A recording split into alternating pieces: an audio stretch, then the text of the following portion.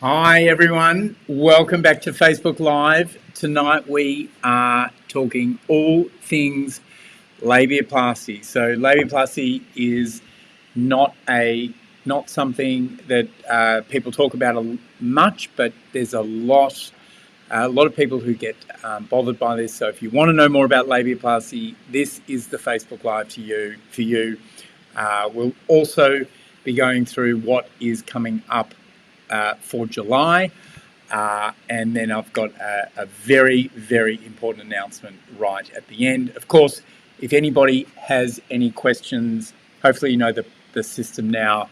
Put a Q in front of your comments, and then at the end I'll go through all of your questions and we'll get some answers for you. So there's nothing off limits tonight. We are talking labiaplasty. So welcome. We've got a few people on. We've got Mickey on. Great to have you here. Jazz, Jess. Hi, Jess. Kat, Jazz, Lorraine. We've got surgery coming up, I think, next week. Jessica and Claudia. I'm not sure if I'm allowed to start if Bianca's not on, but we may have to get going. So the first question is the obvious question. What is a labiaplasty? And I'm going to have to, this is going to be the only graphic for the night, although we might actually have to come back to it. But I'm going to answer this in two ways. What is it and what isn't it? So here we are.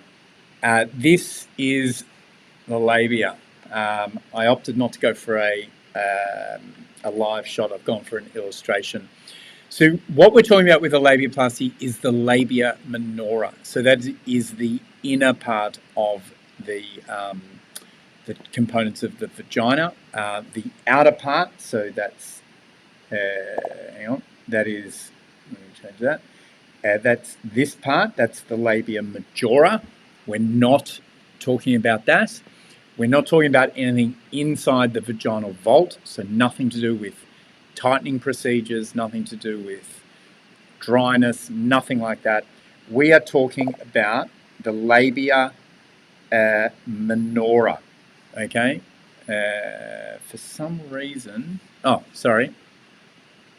I'm drawing on an iPad and you can't see the iPad. So we've got the labia majora, which is the outer part of the vaginal area, and then we've got the labia minora. So it is an operation on the labia minora, which is the inner part, and it's a trimming of those tissues. So generally in this condition, those tissues are too long, and so we need to trim them.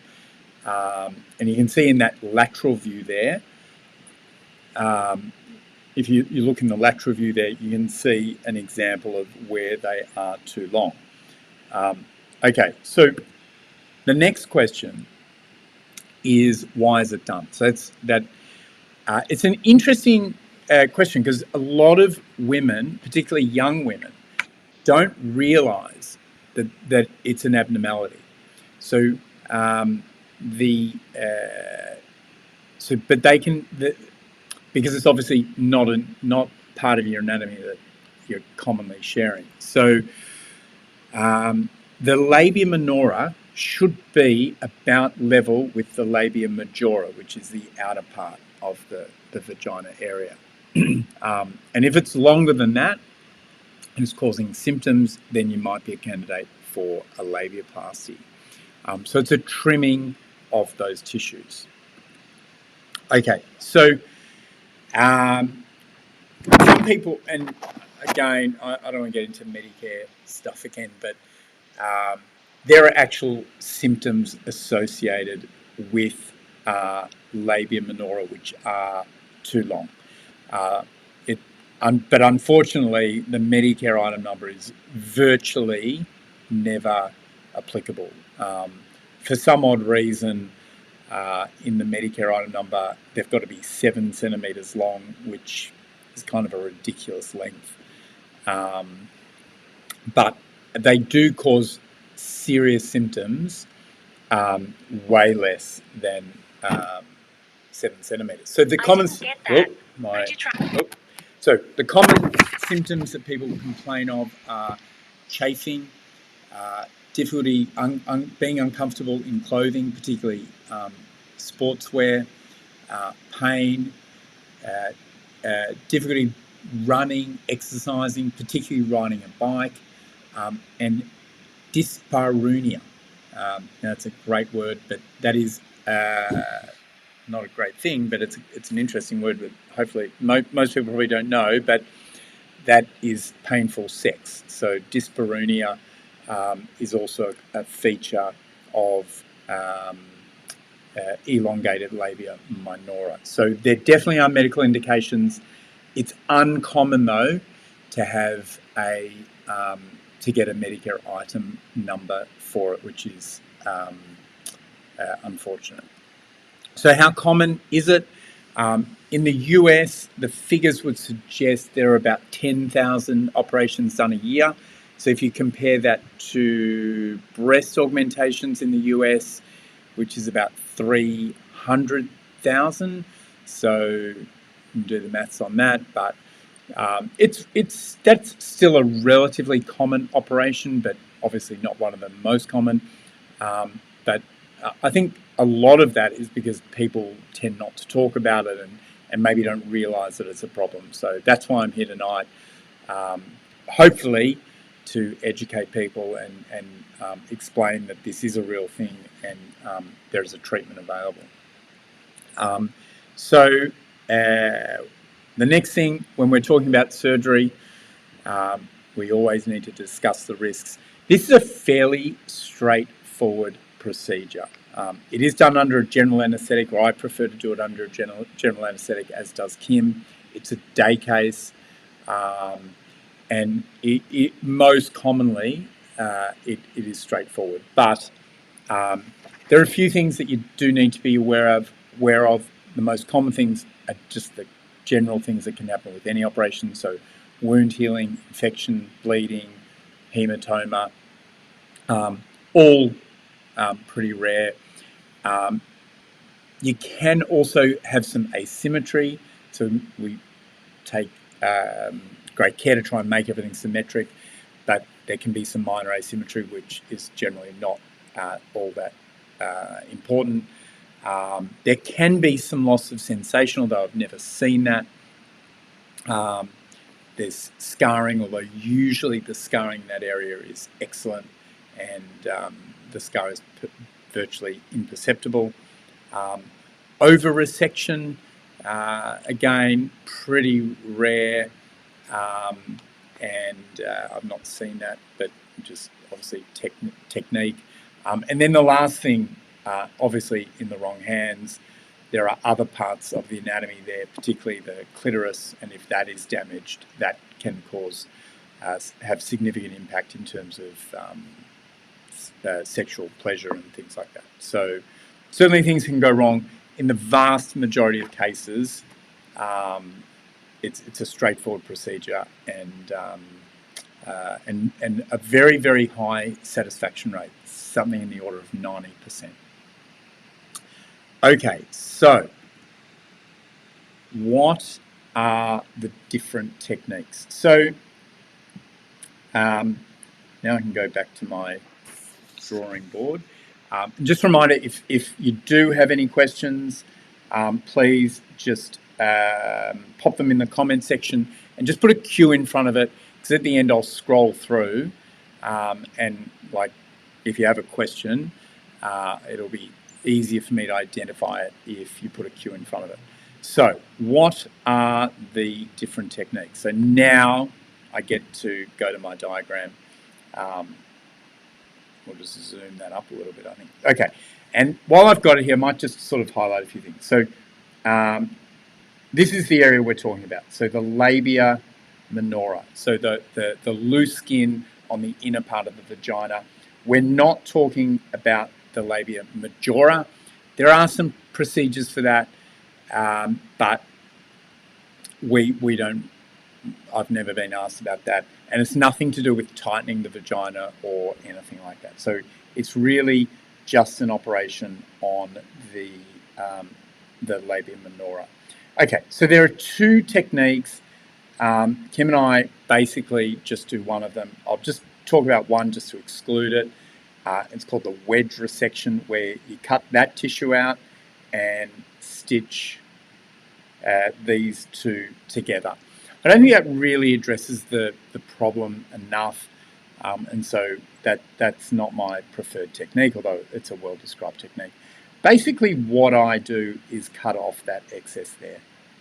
Okay, so removing this part here, and then you end up with two edges of skin, and then there's just a suturing of those two tissues together. So, fairly straightforward procedure. As I said, probably takes half an hour to an hour. We fill the whole area up with local anaesthetic, so it's pretty comfortable when you wake up.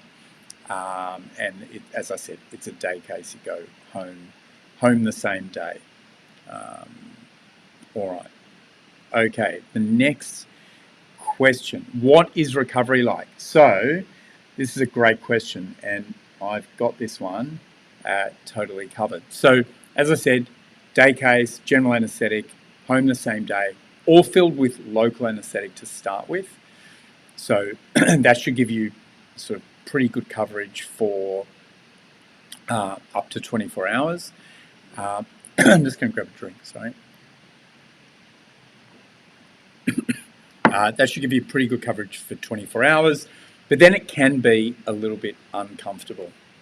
And so there can be a bit of swelling, discomfort, can be a little bit uncomfortable going to the toilet. There's obviously no dressings to worry about, but you do need to take it quietly, no exercise at least for at least a few weeks. Depending on what sort of work you do, you may be okay to go back to work. There are, generally you'd want to wear some loose clothing, maybe some padding under your clothing, in your undies, some loose underwear. I certainly know of some women who've bought some less tight-fitting underwear for that early post-operative period. But for the definitive book on what to expect, you can head along to this website. So this is a website that was set up by one of my patients. You can find her on Instagram. She has the tag Boobs by Bloom. Obviously had some breast surgery with me as well. And she had a labiaplasty, I think last year. Last year. And she's written really a blow-by-blow description of what it was like as a teenager growing up, not knowing that there was a problem. She was too embarrassed to discuss it, and it's actually a very, very interesting read. She goes into quite a bit of detail, and if you give her your email, she will actually give you some access to some photos. But she describes in great detail a lot of her symptoms beforehand, and then there's an after part, and she goes in to great detail about what the recovery was like. So you can see it there. She goes the day before surgery, morning of surgery, and then sort of her recovery. But I think it was about day 7 or around then. Oh no, day 8. She was off all pain medications, and even in the early days, she was having Panadol and Nurofen during the day, but just one endone at night. I've actually also started. There's a local anaesthetic gel which I now give patients when they go home, which you can rub into the area, which will the local anaesthetic gets absorbed very rapidly, and that's probably that and ice are probably the most useful mechanisms to help control the pain. So certainly uncomfortable, but I think she was back at work at day 9. One of her main symptoms was actually itch. I don't really have a solution for that, but that's just something to be aware of. So highly recommend that. If you go to her Instagram page, Boobs by Bloom, click the link in the bio and you'll get to that website. If you don't have it, we'll pop it in the notes below so you can follow it.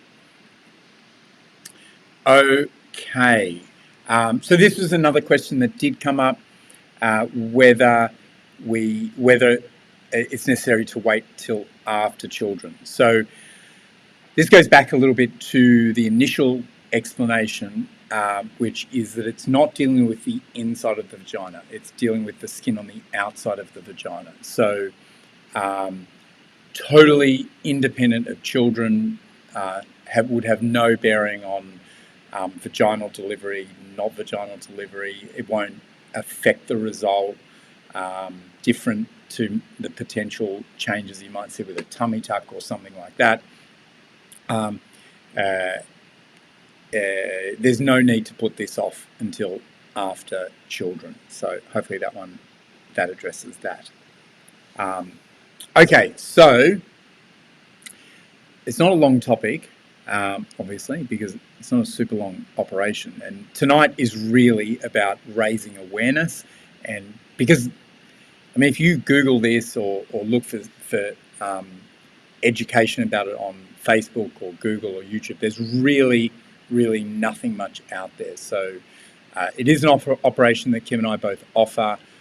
It's common to combine this with either a tummy tuck or breast surgery or other surgery, or as a standalone case. And it's something, really, if it's something that you're concerned about or you think you might be a candidate for, please raise it in your consultation. It is commonly a procedure that I do on patients who are either having a tummy tuck or they've been previous patients, and they become aware that I do it, and so they come back in and ask to have it done. So, but that's basically what it is involved. And if it's something you're concerned about, please let us know.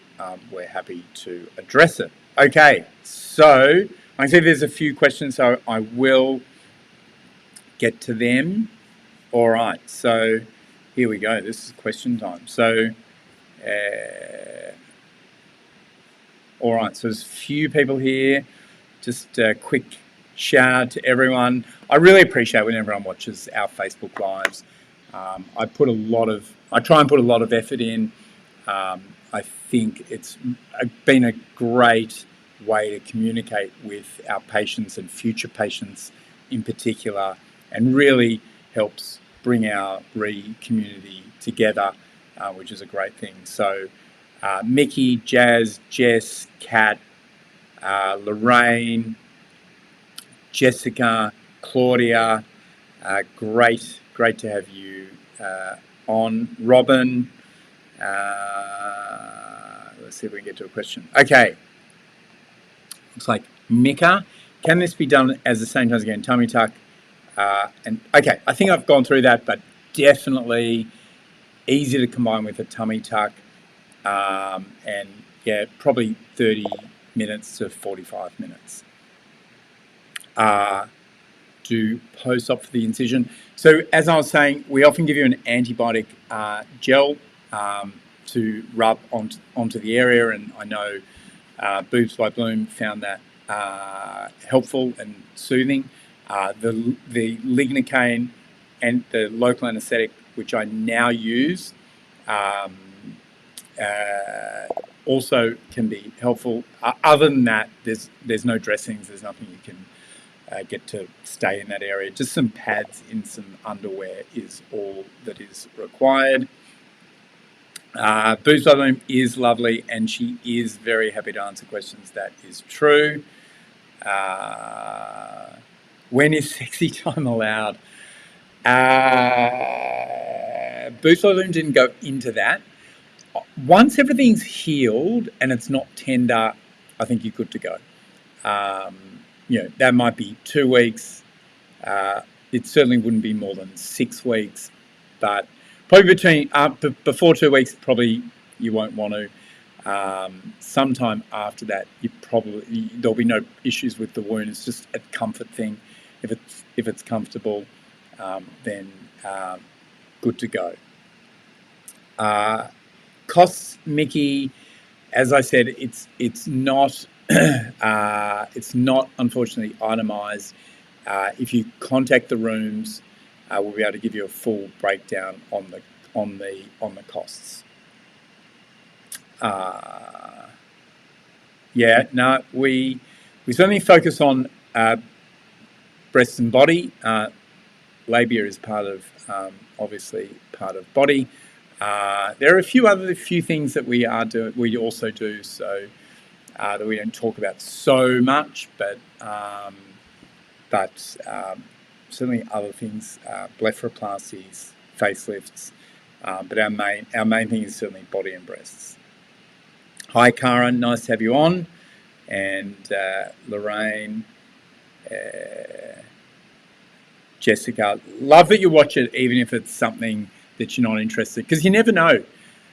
Someone might ask you, and then you can help them out, and there's other things we talk about, and it's just always good to catch up for a chat.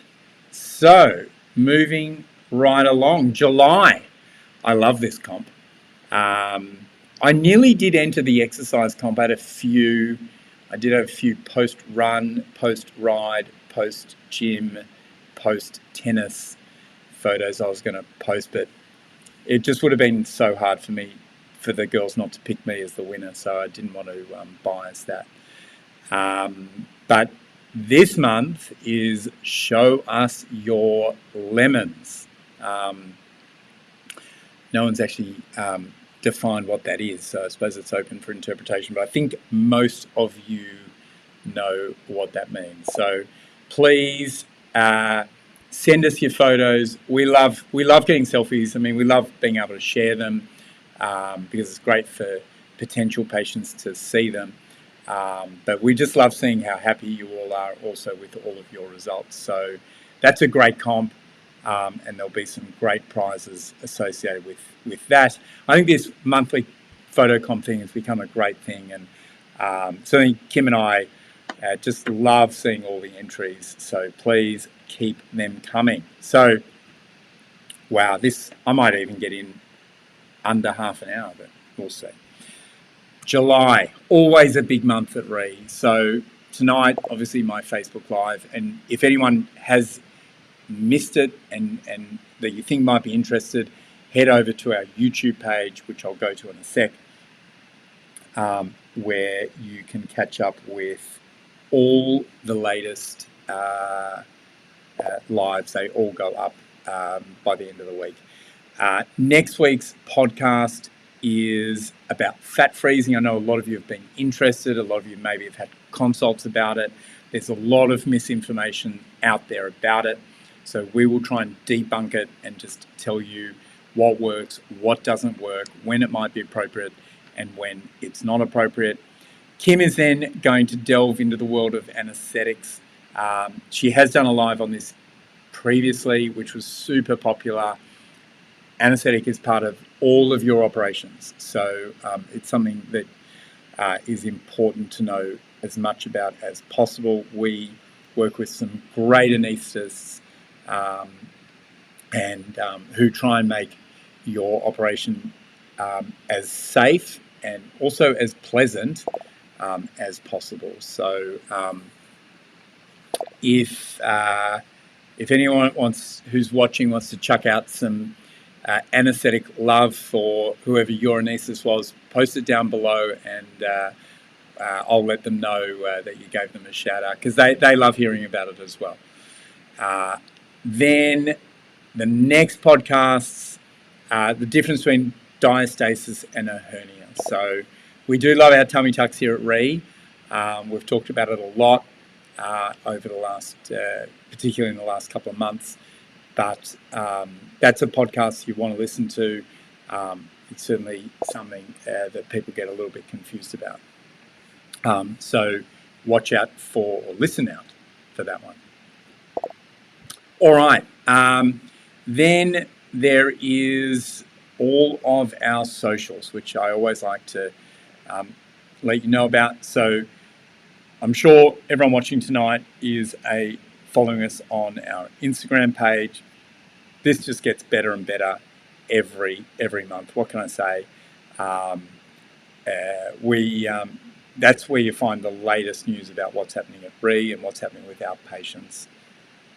Also our Mediskin, which has had a bit of a relaunch. So there's a bit more information, a bit more coming out there, which is really exciting. But it's got its own Instagram page. So if you want to know the latest about what is happening with skincare treatments, injectables, please head over to our MediSpa Instagram page and learn more there. And finally, our Re-Girls group. I think everyone here is a member, but if you're not, please join. It is just a great place to learn more about plastic surgery. So a few shout outs here.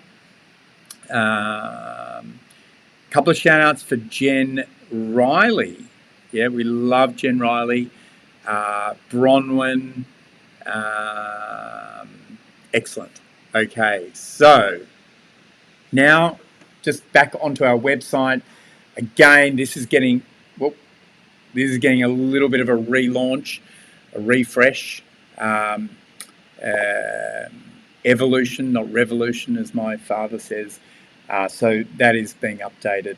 But this is the place to find everything you need about plastic surgery. So if we head over to, say, our mummy makeover area or body area, you can click through, find out about tummy tucks. Our prices are all there. Not many practices do that. We've got our results section up here, and you can scroll down, and I think you all know how this works. You can actually pick an operation, and you can easily sort of do a search, and all of the specific results that you're looking for can all come up there. So that's a really great tool for patients. And then our YouTube page. So we've got all of our view playlists. Here we go. We've got all of our Facebook Lives that are up there. So if you've missed anything, if you want to go over stuff, they should all be there. And there's a stack of other great videos there if you want to catch up on the latest in plastic surgery. And then, of course, our podcast. We're the only plastic surgery practice that has a podcast, and we love it. It is getting better and better every single week. We drop episodes every fortnight, always on a Wednesday. This last week's podcast, which I think is one of our best, was tackling the hard questions, and Kate certainly fired a few curly ones at Kim and I, but we got through it. We know a little bit about plastic surgery. It's hard to stump us on that stuff, but that's a great podcast, and we'll have another one coming out next week. Now, this is the big announcement. So if you're watching us on social media, you would have seen us announce a week ago that this is always a pain point for patients. What happens if, in the unlikely event, I need to go back to surgery and there's a problem? So, and it's always been a little bit vague. We always obviously try and do the right thing and try and minimize costs. But we have now made a position whereby anybody who needs to go back to surgery for a revision, all the costs are going to be covered, regardless of whether you are insured or not insured. As far as we know, no other plastic surgery practice in Australia offers this level of service. So sometimes your revision will be done in the rooms. Sometimes you'll need to go back to surgery. There are a very, very small number of situations where it's not going to apply, but they are, for example, if for some reason you need to go to intensive care, which I think maybe has happened once in all the time we've been once or twice, that's something a little bit different, but it's incredibly rare. For the vast, vast majority of situations where there is a need for a touch-up, a post-operative bleed, a scar revision, a problem with the implants, you now have the assurance that you're not going to be further out of pocket. So yet another reason to choose RE as your plastic surgery provider. We're really proud to be doing this. We know it is often a concern for patients when they're going into surgery, and now we've got clarity over that. So we're very proud that we're the first plastic surgery practice to offer that for all patients. So that's great news for everyone. Okay, so I'm going to do a last check for any questions. If anyone has any last comments, now is the time. I have managed to slip a podcast, Facebook Live in that has gone under an hour. So that is a new record for me. So I'll just give us an anaesthetic love.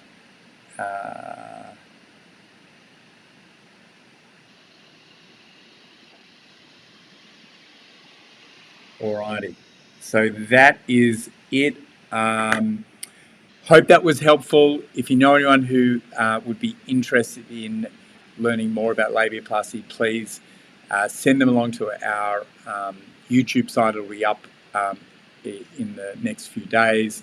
But from me tonight, it's good night, and I'll see you soon.